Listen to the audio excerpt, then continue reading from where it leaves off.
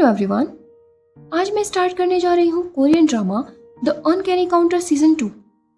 इसमें सीजन 1 को कंटिन्यू किया गया है, इसलिए पहले थोड़ा बैकग्राउंड जान लेते हैं। सीजन 1 के अकॉर्डिंग हर कंट्री में कुछ लोगों की एक टीम होती है जिन्हें काउंटर कहा जाता है। इनका काम होता है एविल स्पिरिट्स को पकड़कर आफ्टर लाइफ में ले जाना, जहाँ से उनको नर्क में भेज दिया जाता है। ये काउंटर्स धरती पर रहते हैं और साधारण इंसान होते हैं और एक नूडल शॉप चलाते हैं। इनकी एक टेरिटरी होती है जिसका नाम है युंग। इनकी पावर्स इन्हें इनके पार्टनर्स से मिलती है जो कि युंग में रहते हैं और वो असल में स्पिरिट्स होते हैं। सभी काउंटर्स कुछ दूर तक एविल स्पिरिट को डिटेक्ट कर सकते हैं, पर हाना बहुत दूर तक भी उनको डिटेक्ट कर सकती है और उनकी बहुत पुरानी मेमोरीज को भी पढ़ सकती है। मेयोक किसी भी जख्मी इंसान को ठीक कर सकती है, पर उससे मेयोक की एज बढ़ जाती है।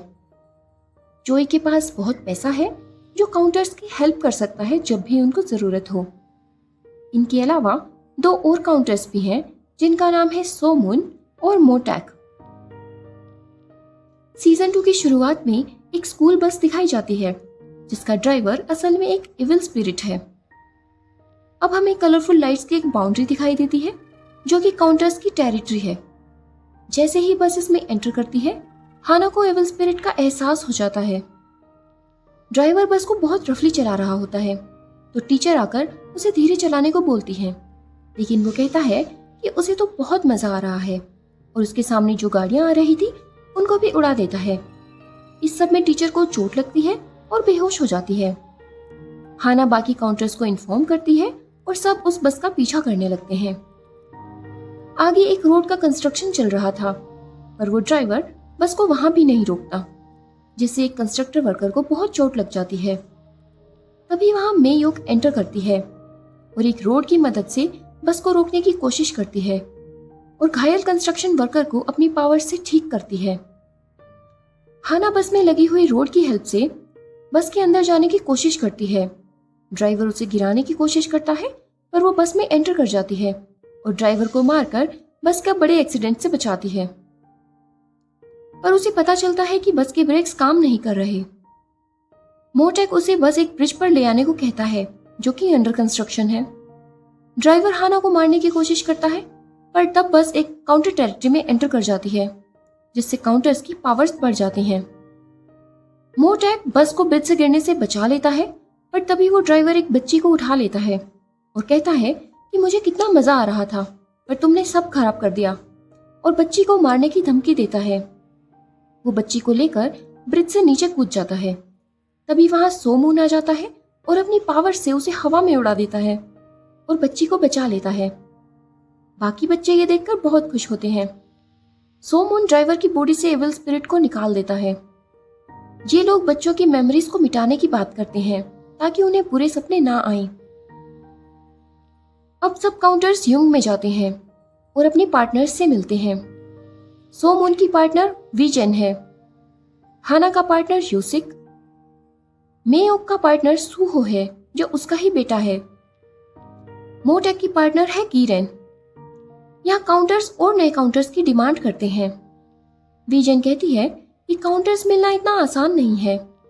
तब नया पार्टनर जोंगुक एंटर करता है, जैसे अपना काउंटर बनाने के लिए कोई पसंद नहीं आ रहा था।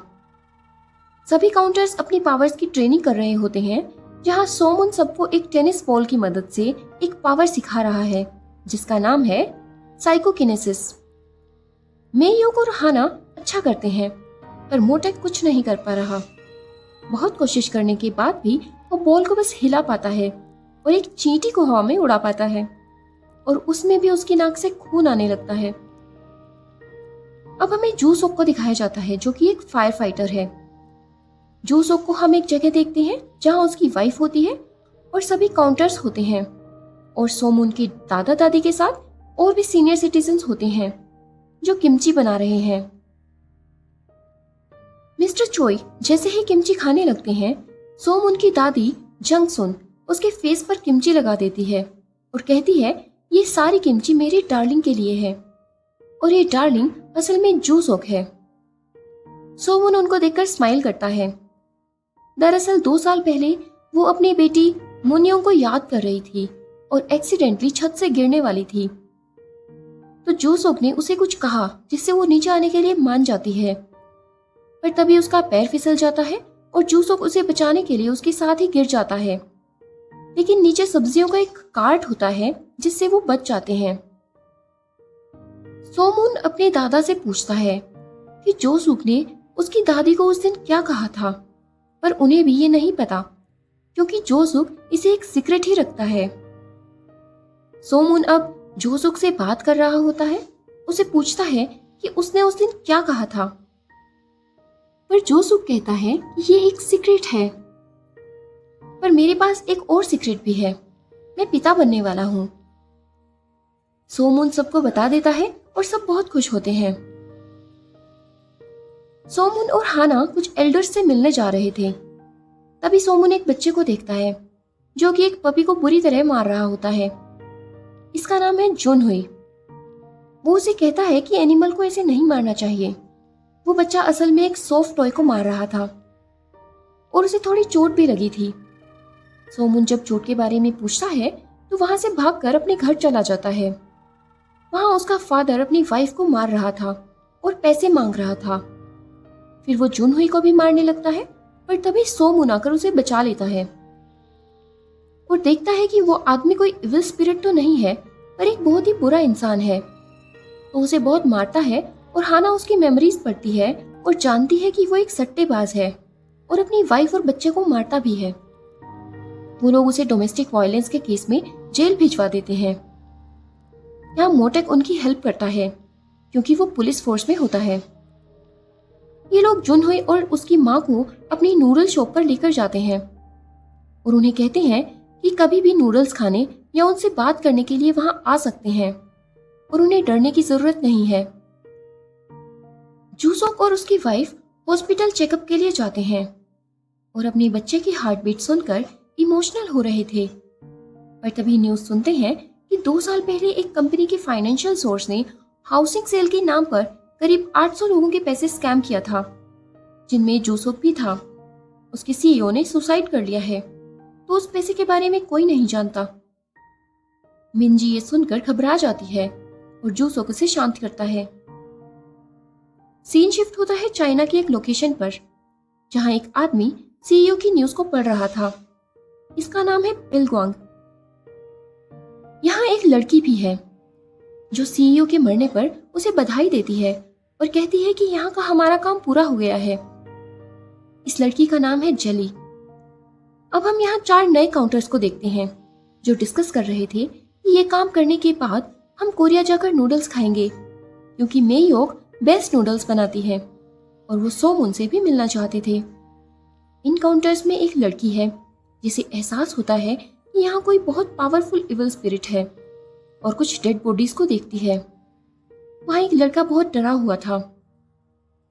वो एक जख्मी लेडी को देखती है तो उसे अपने पावर से ठीक करने लगती है। वो लड़का उसे देखकर हैरान हो जाता है और अपना हाथ काट कर कहता है कि इसे भी ठीक करो।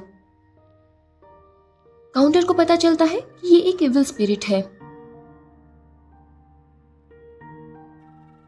दोनों की फाइट में काउंटर मारी जाती है और ये लड़का उसके स्पिरिट को खा जाता है। एक और काउंटर पिलग्वांग को देखता है और जानता है कि वो भी एक पावरफुल इविल स्पिरिट है। पिलग्वांग उसे मारकर उसके स्पिरिट को खा लेता है। तीसरा काउंटर जेली को देखता है और उसकी मेमोरीज पढ़ता है। जेली उसे मारकर उसके स्पिरिट को खा लेती है। फोर्थ काउंटर का सामना होता है पिलग्वांग से और उसके पास भी साइकोकिनेसिस पावर होती है। पहले तो वो पिलग्वांग पर अटैक करता है, लेकिन आखिर पिलग्वांग उसे भी मारकर उसके स्पिरिट को खा लेता है। जेली इंजर्ड होती है, पर वोंग उसे ठीक कर देता है और जेली उसकी मेमोरीज को पढ़ पाती है। इन लोगों को समझ आता है कि काउंटर के स्पिरिट को खाने से उनकी पावर्स उन्हें मिल गई हैं। ऐसे ही पिलग्वांग अब चीजों को हवा में उड़ा सकता है। सीन वापस कोरियन काउंटर्स पर शिफ्ट होता है जो युंग में होते हैं और सबको पता चलता है कि ये लेवल 3 के इविल स्पिरिट्स हैं और बहुत ज्यादा पावरफुल हैं और इनसे मुकाबला करने के लिए इन्हें और काउंटर्स की जरूरत है। सोमून याद करता है कि एक इविल स्पिरिट ने उसे कहा था कि उसकी बुरी किस्मत की वजह से वो और उसके आसपास के लोग बहुत पेनफुल मौत मरेंगे। विजन उसे कहती है कि उसे परेशान नहीं होना चाहिए और अपनी ट्रेनिंग पर फोकस करना चाहिए। अब हम उन्हीं 3 इविल स्पिरिट्स को शिप पर देखते हैं जो बात कर रहे थे कि अब सब बदल गया है और हम एक अलग दुनिया बनाएंगे। जुनहुई की मदर उसके साथ मार्केट जाने का प्लान कर रही थी। तभी कोई उनके डोर पर नॉक करता है और जुनहुई डर जाता है। उसकी मदर दरवाजा खोलती है तो वहां वो लोग थे जिनसे उसके हस्बैंड ने पैसे उधार लिए थे। दूसरी तरफ हाना को एहसास होता है कि जुनहुई किसी खतरे में है। वो लोग इन दोनों को एक लैब में ले जाते हैं और पैसे के लिए एक डॉक्टर से जुनहुई की मदर की एक आंख और एक किडनी निकालने की बात करते हैं। डॉक्टर बोलता है कि हम इस बच्चे के बॉडी पार्ट्स को भी निकालेंगे। डॉक्टर जैसे ही उसे इंजेक्शन लगाने लगता है तभी वहां काउंटर्स आ जाते हैं और इन सबको सबक सिखाते हैं। सोमुन जुनहुई के पास जाता है। उसकी मदर बेहोश थी और वो रो रहा था। मून उसे कहता है कि अगर आंखें बंद करके 100 तक काउंट करेगा तो उसकी मदर ठीक हो जाएंगी। जुनहुई काउंटिंग स्टार्ट करता है और मून वापस उन लोगों से फाइट करने चला जाता है। मून उनके लीडर को हवा में उड़ाकर एक जगह लटका देता है। मौके का फायदा उठाकर डॉक्टर जुनहुई पर चाकू फेंक देता है, पर तभी मोटेक अपनी पावर के इस्तेमाल से चाकू को रोक देता है। इन सबको रियलाइज होता है कि मोटेक को साइकोकिनेसिस यूज करना आ गया है और उसकी नाक से खून भी नहीं आया। मेयोक जुनहुई की मदर को ठीक कर देती है और उसे होश आ जाता है।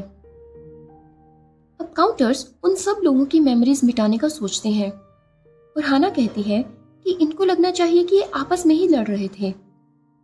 सोमून अपनी पावर्स को यूज करके उन सबको आपस में लड़वा देता है और बहुत एंजॉय करता है और ये एपिसोड यहीं खत्म हो जाता है। आपको मेरी एक्सप्लेनेशन कैसी लगी कमेंट करके बताएं। वीडियो को लाइक करें और चैनल को सब्सक्राइब करें। चलिए मिलते हैं नेक्स्ट एपिसोड में, तब तक के लिए बाय बाय।